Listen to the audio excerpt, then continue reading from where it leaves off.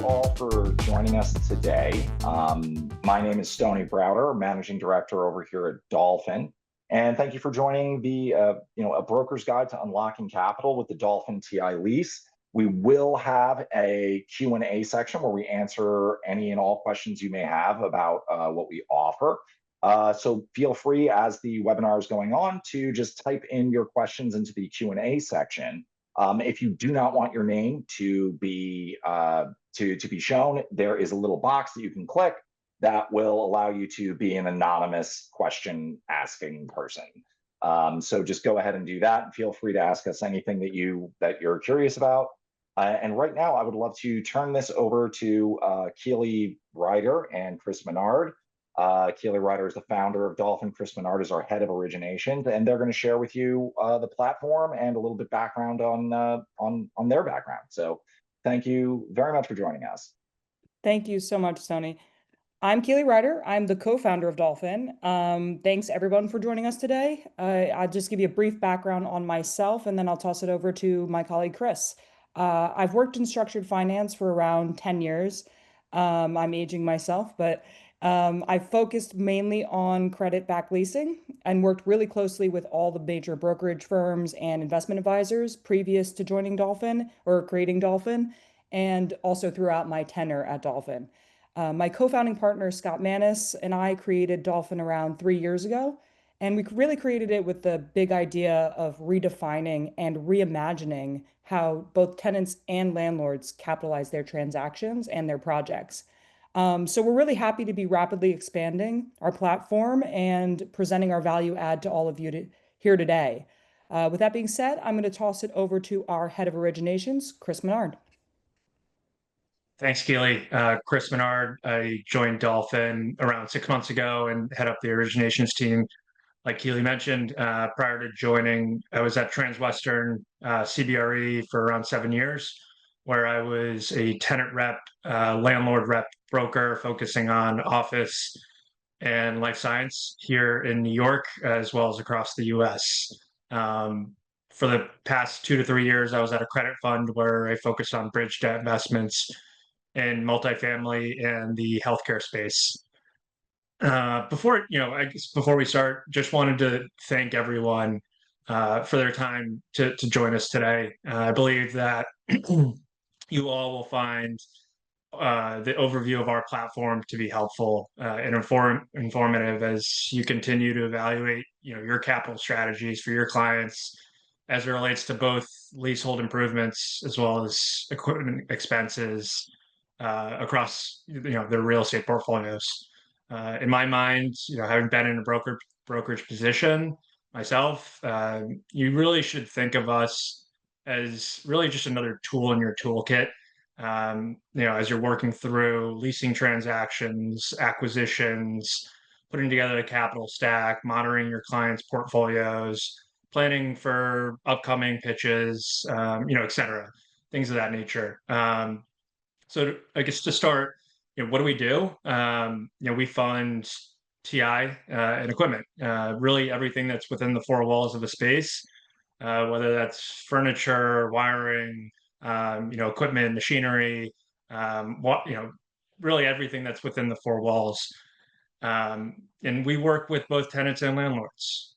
On the tenant side, we typically work with mid-market to investment grade, institutional companies who are doing at minimum 100 million in revenue, 20 million in EBITDA. And what we do is we underwrite the credit profile of that tenant and attach an interest rate to it. Our interest rates are fixed and range from 6.5% to 9%. And what we do is we'll take that interest rate and we'll amortize it fully over the duration of the leases that the tenant sign with their landlord. So if a tenant signs a 10, 15, 20-year space lease with their landlord, we will amortize that rate over that duration. And we do it on an unsecured basis. Our thesis is that we physically can't go in and remove the infrastructure in a building. So on the TI side, we're unsecured. And then on the equipment side, very similar to equipment lenders, we'll take a UCC1. As far as the types of groups that we work with, we're agnostic as to the sector type, asset type. We work with law firms, insurance companies, data center operators, manufacturers. It really runs the gamut. And as it relates to where we do transactions, we're geographically agnostic. A lot of the clients that we have are institutional in nature and global in nature. So we follow our clients with respect to where they're looking to capitalize on their assets.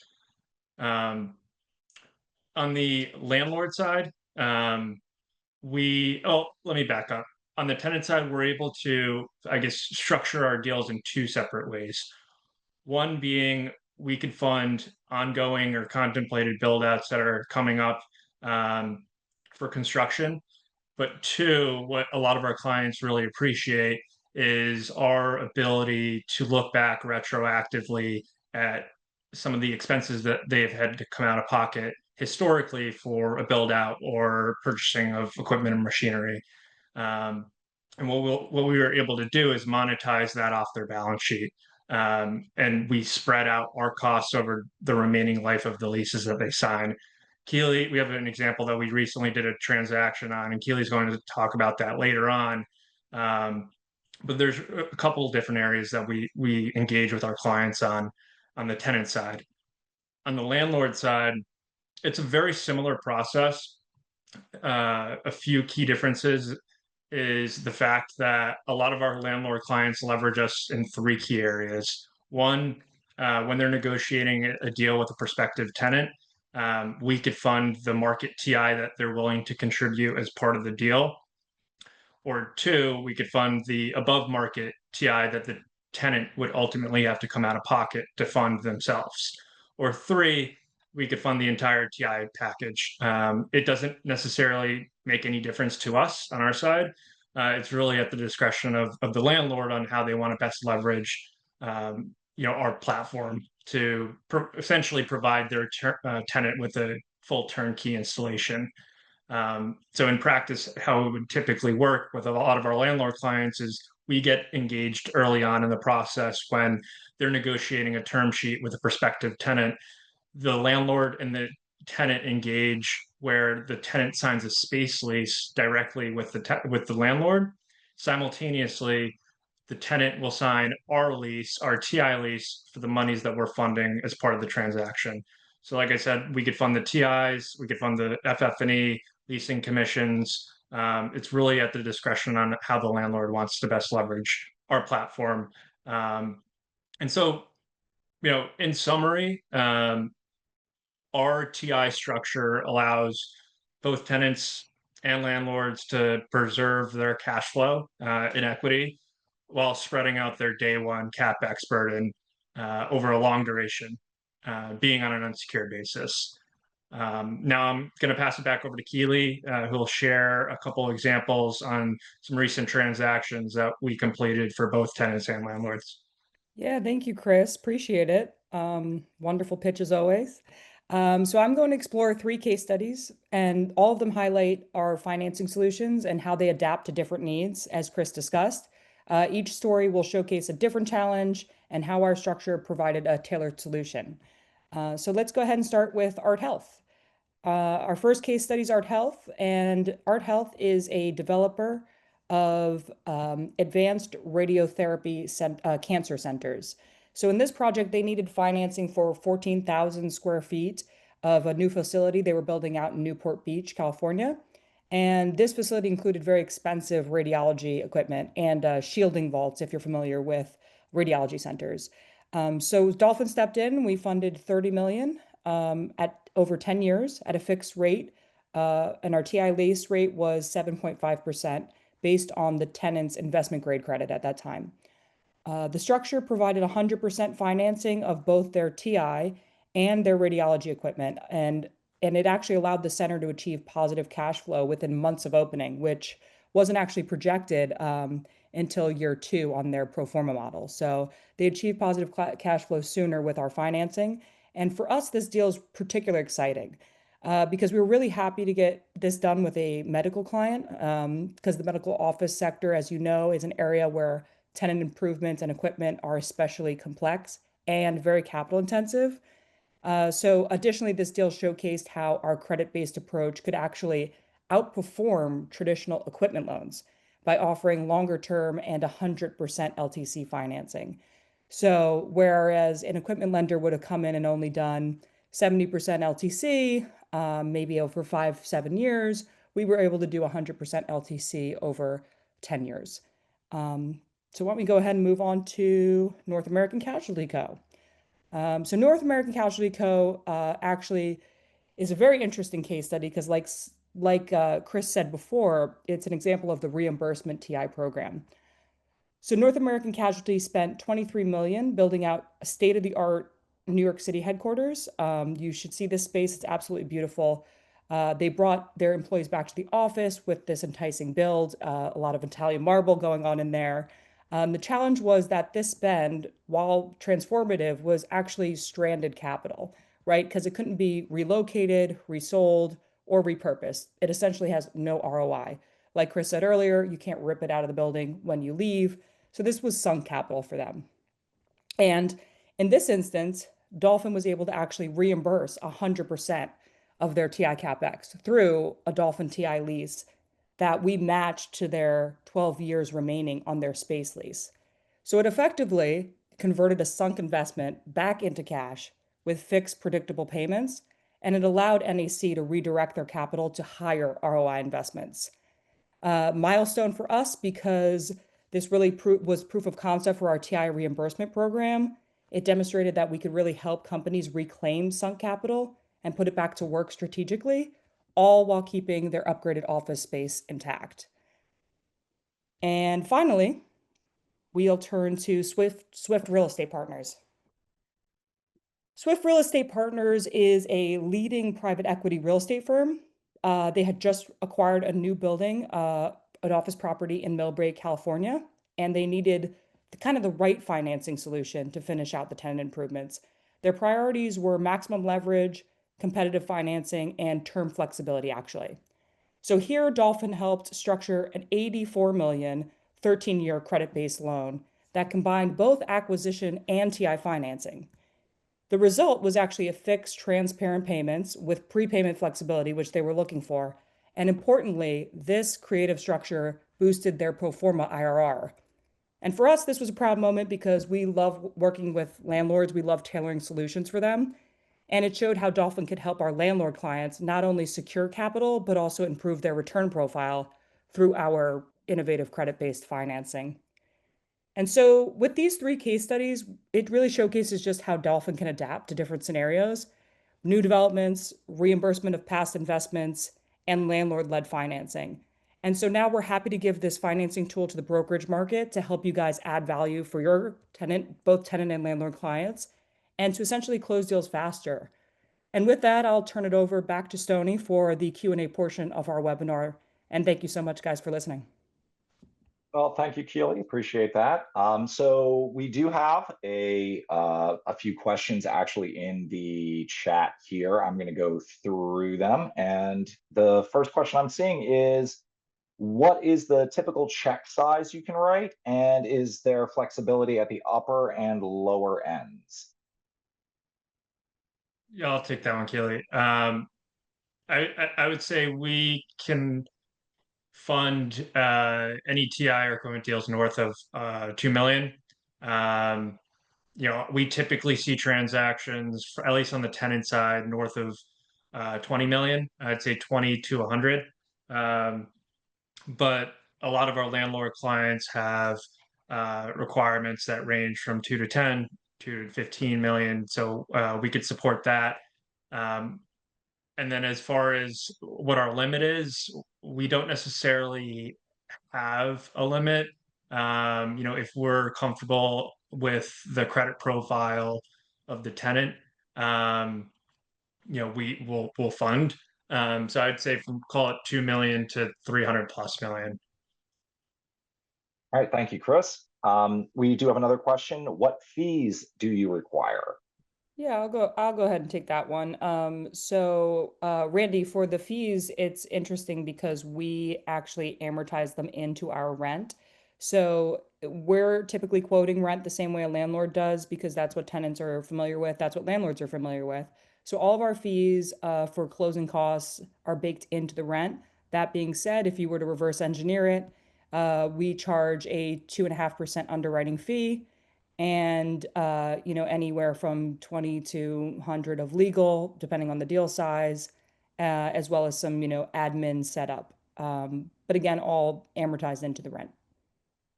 And another question just came across. When a lease terminates early via a cancellation right, the tenant pays off unamortized expenses? Yeah, Question mark. so I'll grab that one as well. So when a space lease terminates early, we can also terminate our lease early. We just have to bake that in to the optionality at the outset of the lease. So if our tenants want a prepayment option, we can build that in. Important to note, we would build it in at the same time they're signing it, so we would just negotiate that up front. Um, However, if they terminate their space lease, but they don't want to terminate their TI lease because it's two separate instruments, that could also, that could be an option. So it could still influence their cash flow positively if they were to terminate their space lease, but not want to pay off our lease and just keep it running for 10 years. It could still be good for their cash flow. They have that option as well. Next question. How do you deal with owners with financing that do not allow additional financing? Do you subordinate to the original lender? Yeah, I know Chris, you love this question. I love this question, but I'm gonna let Chris answer it because he's probably better at answering it. That is an interesting question. I guess I'd like to learn a little bit more about the specifics around that they do not allow additional financing. I mean, we're structured, um, separate from your senior lender. So, in the event that you have a loan with future funding where you might be tapped out of that future funding, you're typically leaning on your LP capital to fund a lot of these deals. And so if you're doing that, um, our cost of capital is likely cheaper than going to, LP and leveraging low to mid teens LP equity. Um, and so I think, and then additionally, I'm not sure if I fully follow that question, but if the question's related to, yeah, if you're covering, as long as you're covering your senior debt while leveraging us, in our experience, senior lenders don't typically have an issue with additional leverage using our platform, as long as your rent is covering your debt service, Yeah, and you're hitting your covenants. yeah, that's absolutely perfect, Chris. And I would just additionally say that because we are a separate lease vehicle, we're signing directly as Dolphin with your tenants. If you're a landlord, we're signing a second lease with your tenant directly. So the landlord's typically not a party to that lease. There's no collateral. It's non-recourse to the landlord completely. There's no lien on the property. So the idea of a subordination is really it's kind of not an issue because we're not even kind of a part of that capital stack. We're outside it completely. And so not subordinate, not senior, just a different debt source. Yeah, and I think just to add to that is, because we're getting involved early on, before a lease is signed, the TI lease that we're signing, like Keely mentioned, is directly with the tenant. And so the monies that we're funding are to the tenant, and the senior lender is never touching um, that cash flow. So we don't necessarily need to go to your senior lender for approval to structure a deal with our TI lease. Yep, exactly right. And Frank, if you have any additional color, feel free to put it in the chat. And we've got a couple other questions. I am mindful of everybody's time here. We do want to keep this short and sweet. Are you seeing a greater volume of equipment financings or tenant improvement leases in today's market? Yeah, I'll take that. Yeah, it depends on the sector.